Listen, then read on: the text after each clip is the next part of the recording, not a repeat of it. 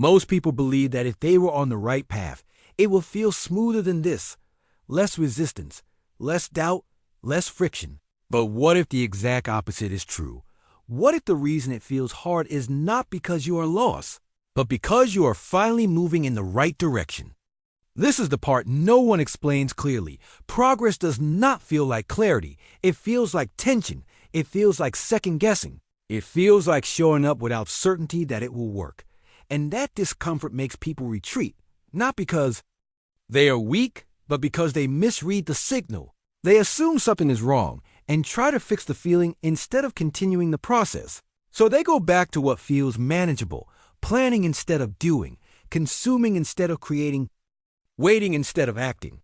And slowly they build a life that feels safe, but goes nowhere. The lie is subtle. It tells you that one day things will click and everything will feel aligned before you take action. But that moment rarely comes, and while you wait for it, time keeps moving, opportunities pass quietly, and the gap between where you are and where you want to be does not come from lack of effort. It comes from avoiding the kind of effort that feels uncomfortable.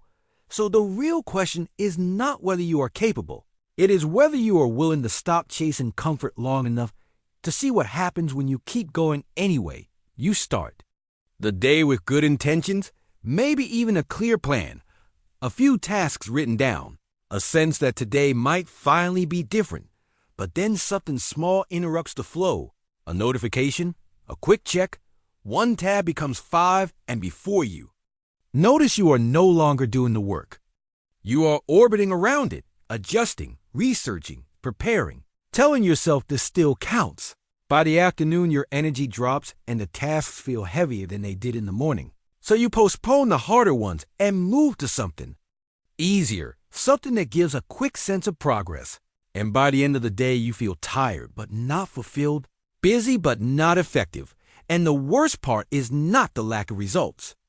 It is the quiet frustration that you know you could have done more.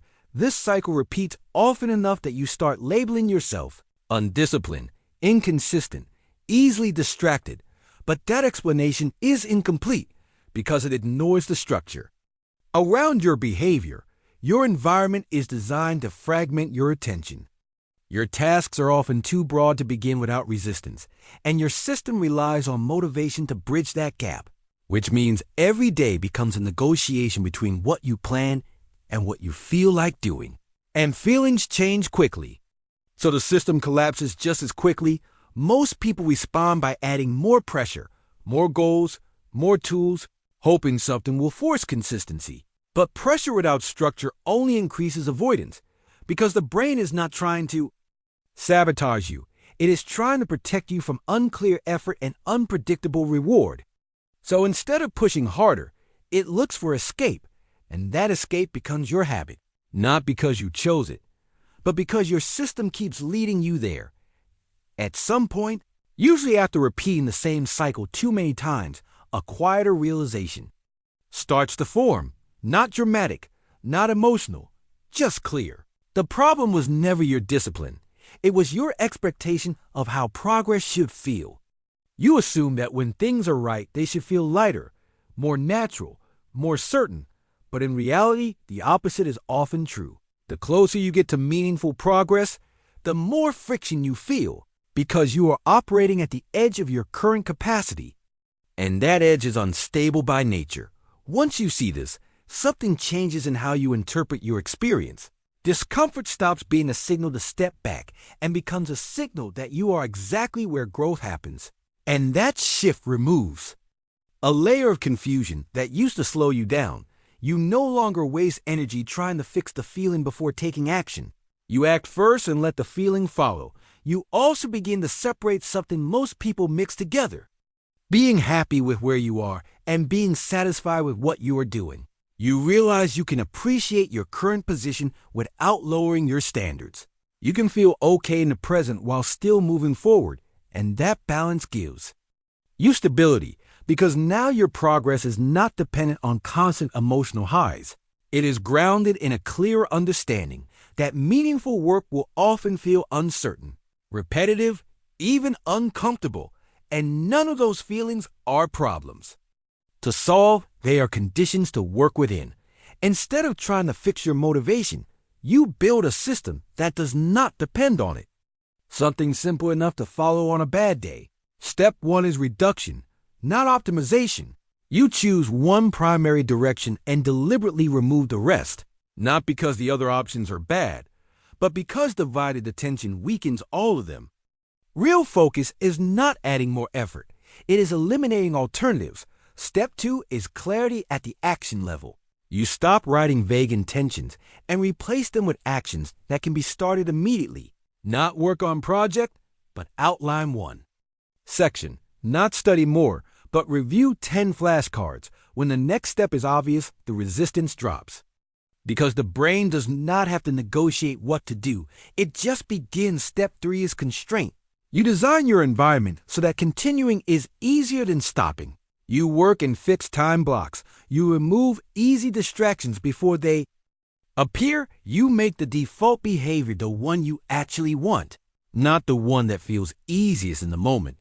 Imagine a simple stick figure trying to climb a wall. But instead of building one solid ladder, it spreads the steps across multiple walls, none of them high enough to matter. That is what most people do with their effort. They start, stop, switch, restart. But when all those steps are stacked in one place, the hype becomes real and progress becomes visible. The goal of this system is not to make things easy. It is to make them consistent. Because once consistency is in place, progress no longer depends on how you feel. It becomes a result of how the system is designed. If you follow a system like this, the results will not feel dramatic at first. In fact, it may feel almost underwhelming. Your days will look simple, even repetitive, but something subtle begins to change. You stop relying on bursts of motivation and start moving through a steady rhythm. The gap between what you plan and what you actually do becomes smaller. Not perfect, but consistent enough to build trust with yourself. And that trust matters more than intensity, because once you trust your own process, you no longer need to restart every week. You continue, even when the results are not visible yet. Over time, that continuity compounds. Small actions begin to connect. Skills start to layer on top of each other, and what once felt difficult becomes part of your baseline, not because it got easier, but because you adapted to it.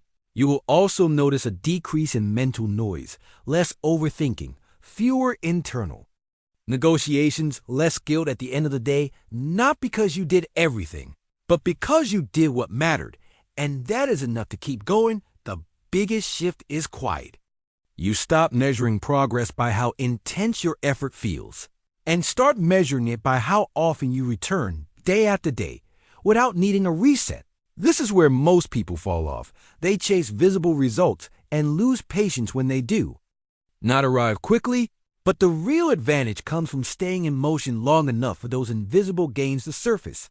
Consistency does not feel powerful in the moment, but over time it removes friction, builds identity, and turns effort into something sustainable.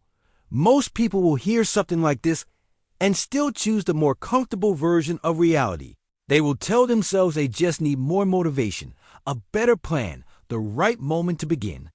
But underneath that is hesitation, and hesitation quietly keeps everything the same. You do not need a completely different life. You need a structure that can carry you through the parts that do not feel good, because those parts are not interruptions.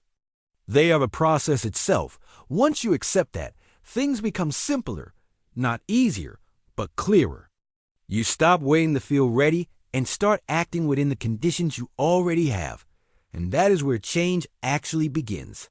Not in a burst of energy, but in a decision to keep showing up without negotiating every step.